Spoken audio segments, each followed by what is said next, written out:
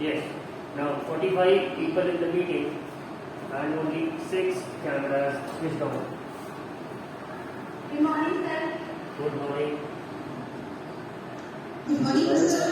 अब यार 45 लोग अलग अलग व्यवहार बना के गुड मॉर्निंग बोलने में तो हो गया 45 मिनट यही है। ठीक है, सब लोग कैमरा ऑन कर दो भाई। हिंदी में मान लो किसी को वीडियो के साथ दिक्कत है।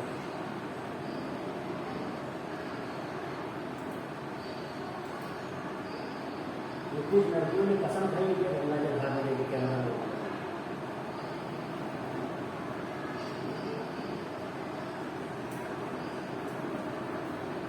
मोहन भाई कैमरा वो तुम्हारा इनोवेशन की innovation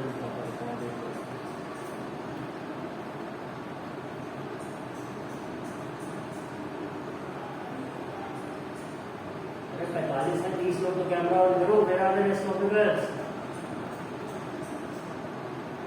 and the boys. Arav, Aman, Gautam and Aman Pandey, Ankit Kumar,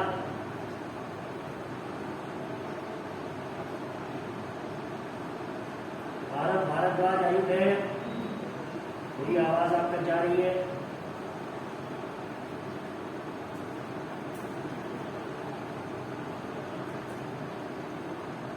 Aarav,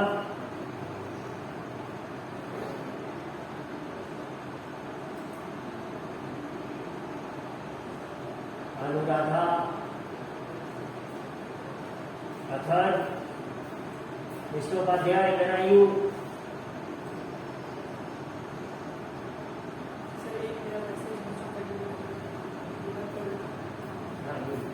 pause कर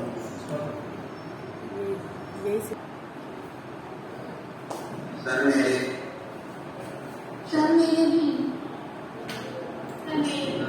देखो कठिन नहीं है, कठिन नहीं है एक्चुअली, है बहुत सिस्टमैटिक। बट ये है कि जैसे अलजेब्रा का इक्वेशन जो तुम लोग पढ़ते हो, जैसे सपोज यू ऑल नो कि ax² + bx + c अगर कहीं इक्वेशन लिखा है तो तुम लोग जानते हो कि it's called a quadratic equation. ठीक है, और अगर कहीं x + y = कुछ लिखा है तो आप जानते हैं ये इक्वेशन इन 2 वेरिएबल। ठीक है, अगर कहीं x² + 2x = समथिंग लिखा है तो आप जान रहे हैं ये इक्वेशन इन 1 वेरिएबल। ठीक है, इसी तरह से मैथ्स की 2 टेक्निक्स आप लोग 11th में पढ़ेंगे, डिफरेंशिएशन एंड इंटीग्रेशन। और डिफरेंशिएशन और इंटीग्रेशन भी समझ लो एक तरह से मैथमेटिकल ऑपरेशन है। जैसे आप प्लस माइनस इनटू डिवाइड करते हैं, इसी तरह से डिफरेंशिएशन और इंटीग्रेशन। और इसमें आपका अलजेब्रा भी इन्वॉल्व हो जाएगा, ट्रिग्नोमेट्री भी इन्वॉल्व हो जाएगी, लॉगरिथम भी इन्वॉल्व हो जाएगा, एक्सपोनेंट्स भी इन्वॉल्व हो जाएंगे, मतलब सब इन्वॉल्व हो जाएगा। और इसी पोर्शन को मैथ्स के हम कहते हैं कैलकुलस।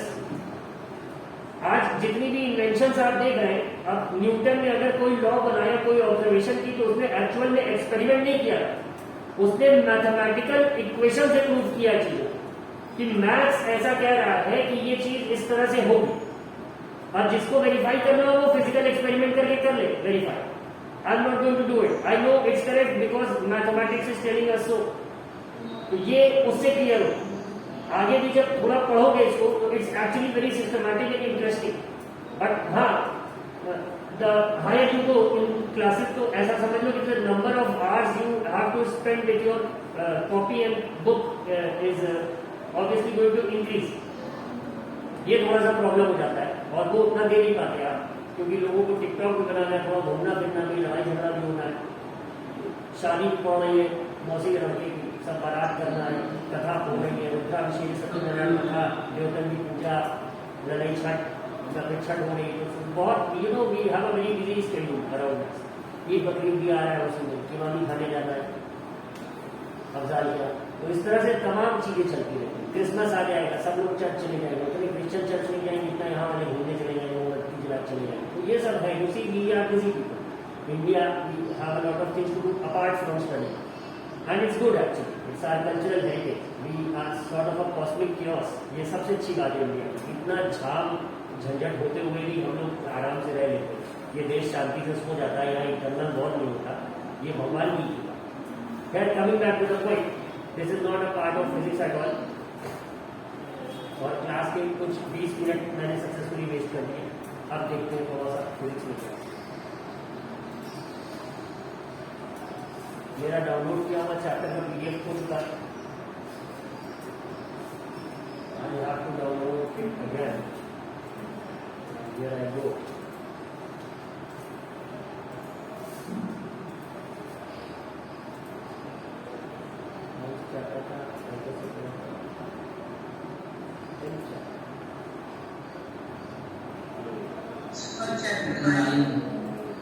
तो chapter 9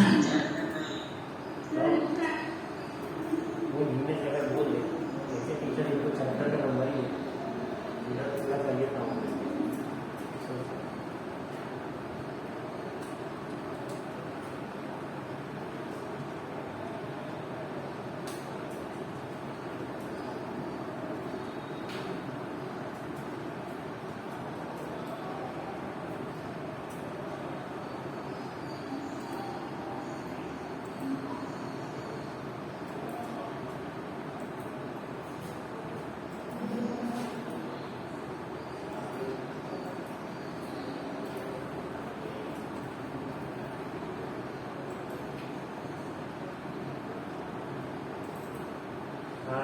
finally the PDF has open. तो अभी तक हम लोगों ने फर्स्ट लॉ, सेकेंड लॉ, उसके बेसिस पे फोर्स का डेफिनेशन, फोर्स के डेफिनेशन के बाद उसका मोमेंटम से क्या रिलेशन है, rate of change of momentum, और उससे कैसे उस P is equal to mv से कैसे हम F is equal to ma ले आते हैं, ये डेरिवेशन, और इससे जुड़े कुछ न्यूमेरिकल एग्जांपल्स और कल के कुछ न्यूमेरिकल क्वेश्चंस हमने देखे.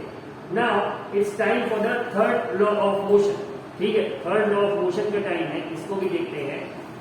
स्टेटमेंट सबको याद है. आप किसी से भी लॉज ऑफ मोशन पूछेंगे तो उसको बाकी दोनों याद रहे या ना रहे, वो third equation, third law of motion जरूर बता देगा, which is every action has an equal and opposite reaction. तुम हमें एक झापड़ मारोगे, हम मिनिमम एक तुम्हारे लिए दूसरे का देखा जाएगा, तब वो मैं एक्शन कर रहा हूँ, that would be a reaction. ठीक है, so let us pick up pen and copy and इसके बारे में कुछ लिखते हैं.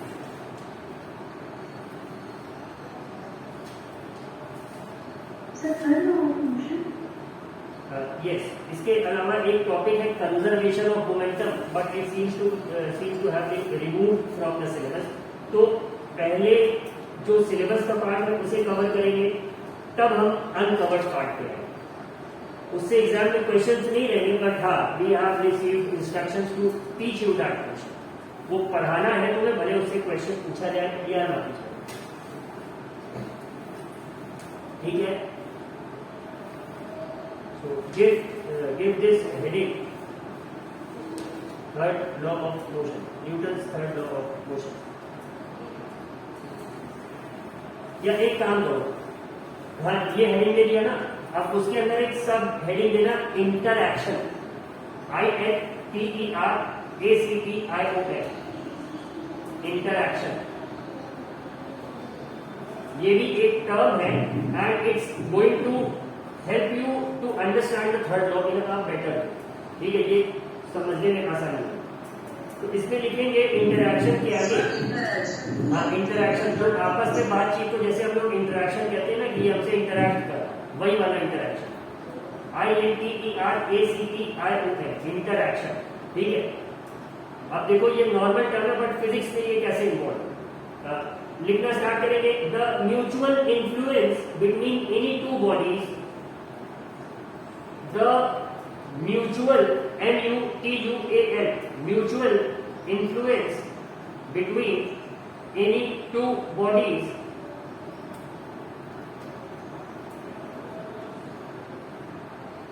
through a force. The mutual influence between any two bodies, the mutual influence between any two bodies through a force, THROUGH, through a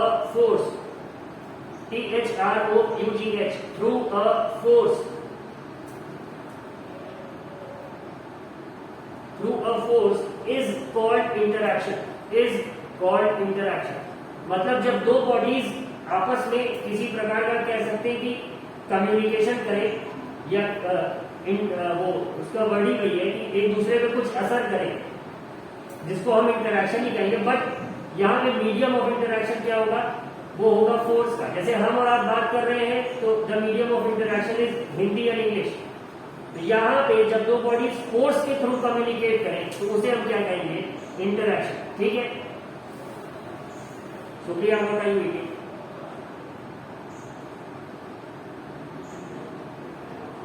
camera भी of करो, पहले बताओ तो क्या था।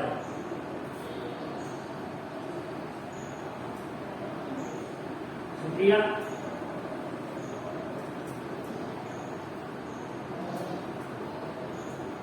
अरे कैमरे से छीन थोड़ी लेके तुम्हारा खाना।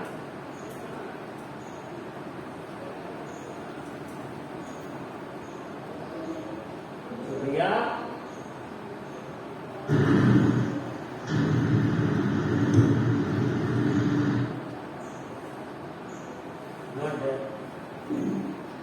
चलिए लेट अस अलाउ शुक्रिया टू रीड इन पीस। हाँ, इसका नेक्स्ट पॉइंट लिखेंगे इंटरैक्शन का। Whenever any two bodies interact with each other, whenever any two bodies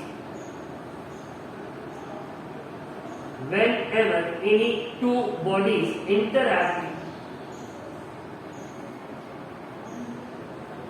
whenever any two bodies interact with each other, they exert a force on one another. They exert a force on one another. Repeat कर रहे हैं। Whenever any two bodies interact with each other, they exert a force on one another. लिख लिया सबने? ठीक है, write down the next point. अगला लिखेंगे, the force exerted by any one of the two bodies is called,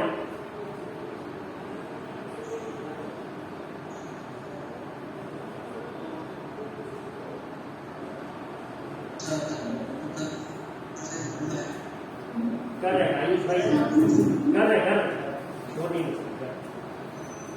सबको मिलेगा, wicket कर दिया।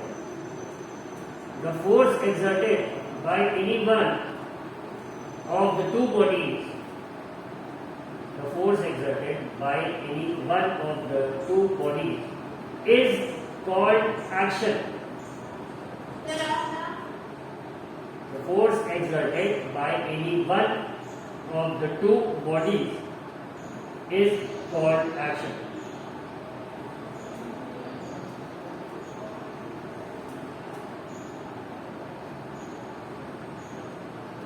Force exerted by any one of the two bodies is called action. ठीक है, while the force exerted by the second body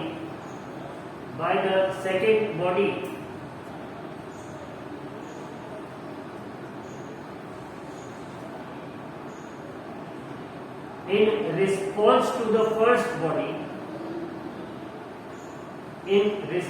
the first body is called reaction. The force exerted by the second body in response to the first body is called reaction.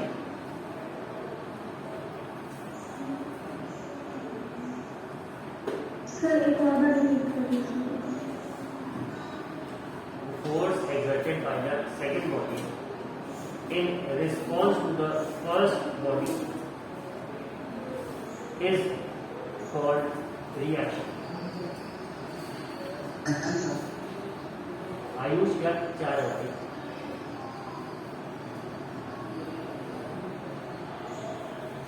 Ayush बता, can do. What is it that you desire?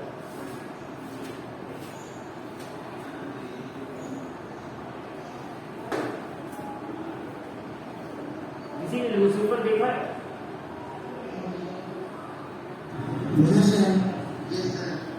Wishes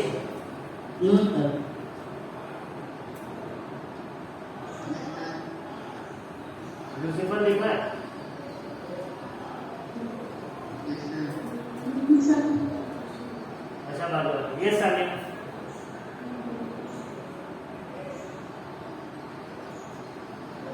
Sania yes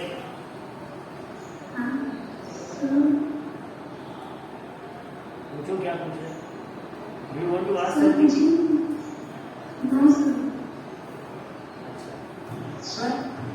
Sir, my book has the consideration of momentum and compounding science. It's not a part of the syllabus as far as I can see because it's not there in the book.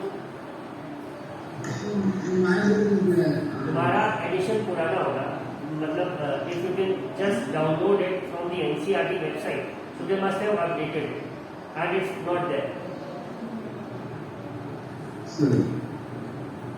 Just let me check. अच्छा now you have raised the confusion in my mind. है conservation of momentum ठीक है इससे last will come to thank you other for enlightening अस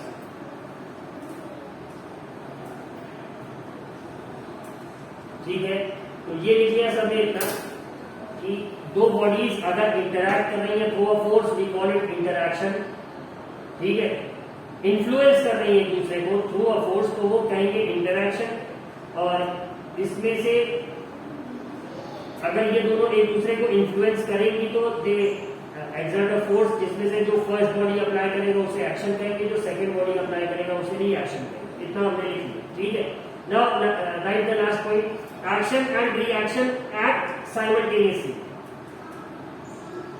इसको लिखेंगे the fourth one ठीक है action and reaction act simultaneously SIMUL act simultaneously SIMULTANEOUSLY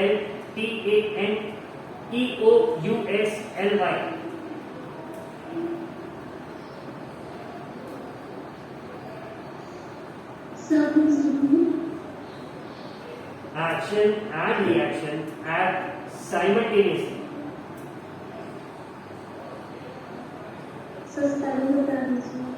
अभी बोला तो SIMULTAN SIMULTANEOUSLY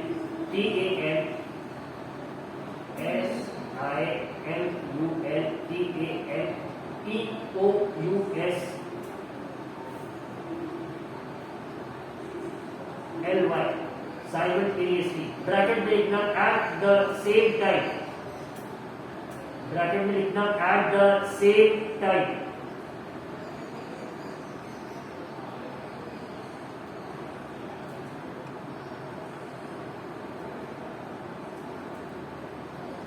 but on different bodies but on different bodies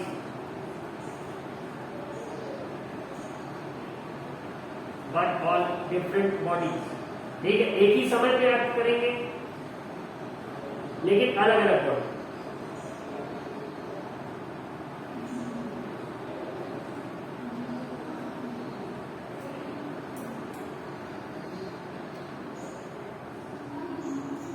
ठीक है ये हो गया अब लिखना वो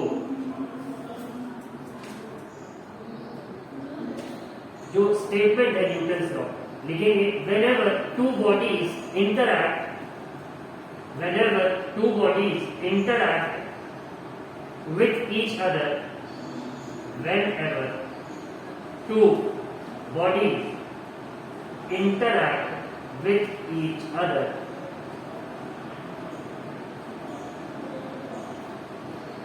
whenever two bodies interact with each other, the force exerted by the first body, the force exerted by the first body, the force exerted by the first body, the force exerted by the first body on the second the force exerted by the first body on the second is equal and opposite to that is equal and opposite to that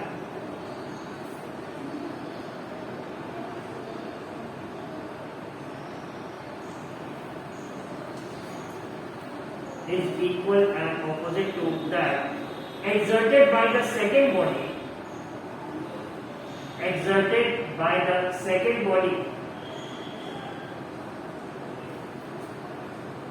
on the first body, exerted by the second body on the first body.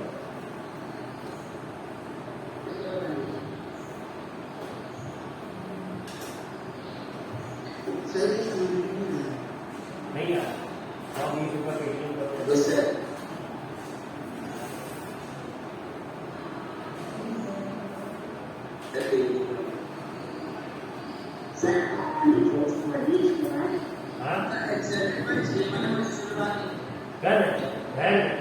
Please have to.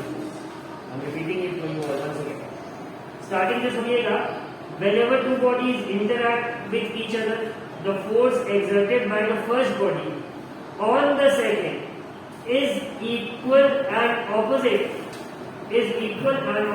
to that exerted by the second body on the first body.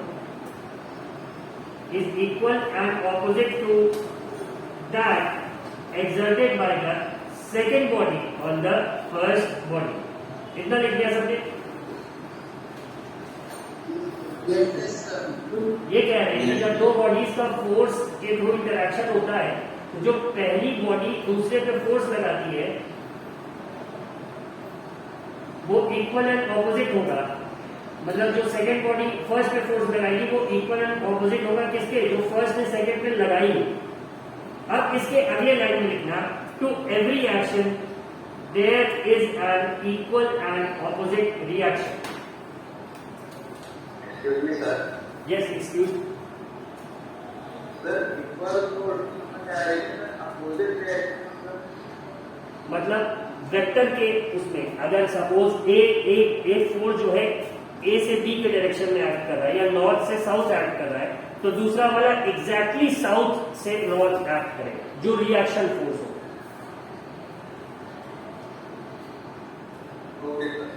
ठीक है, ये लिख लिया सबने। To every action there is an equal and opposite reaction. अब देखो क्या क्या पूछा किसी ने?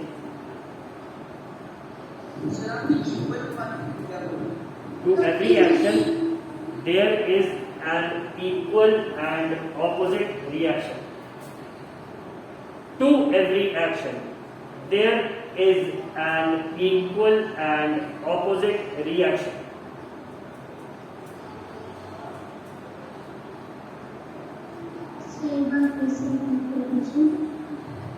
कौन सा? इसके पिछला वाला पॉइंट आ गया कि ये अभी जो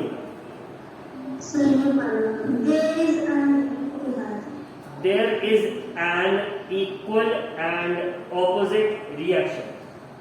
To every action there is an equal and opposite reaction.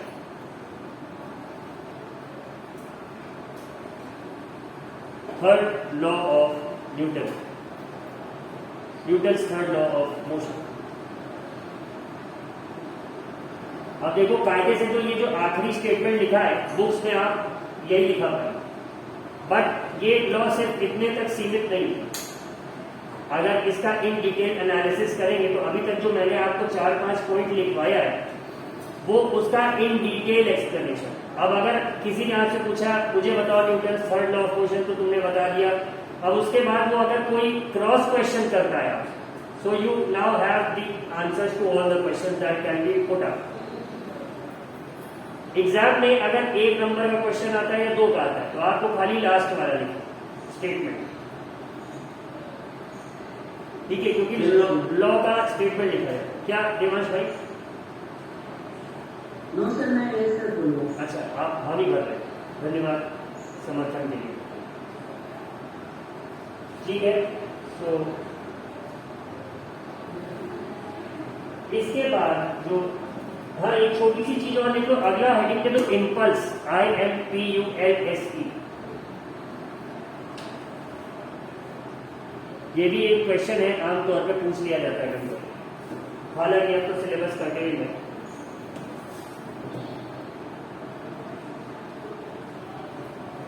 Give the heading impulse, इसमें लिखेंगे the force which acts on a body, the force which acts on a body,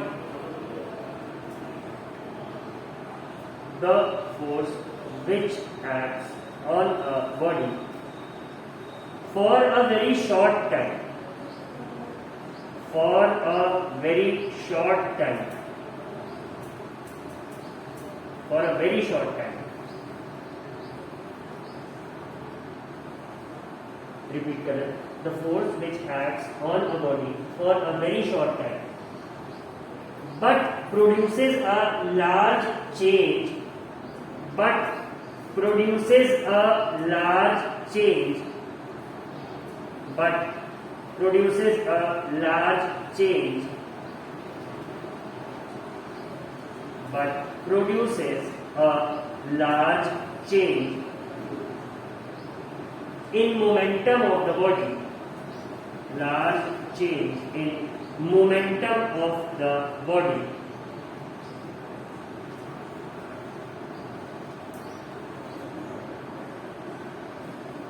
Is called an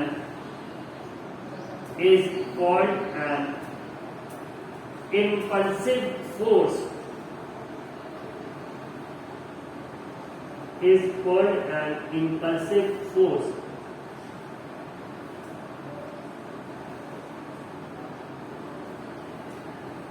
sir change के बाद एक और answer है। Change in momentum of the body. Change in momentum of the body is called an impulsive force. Is called an impulsive force.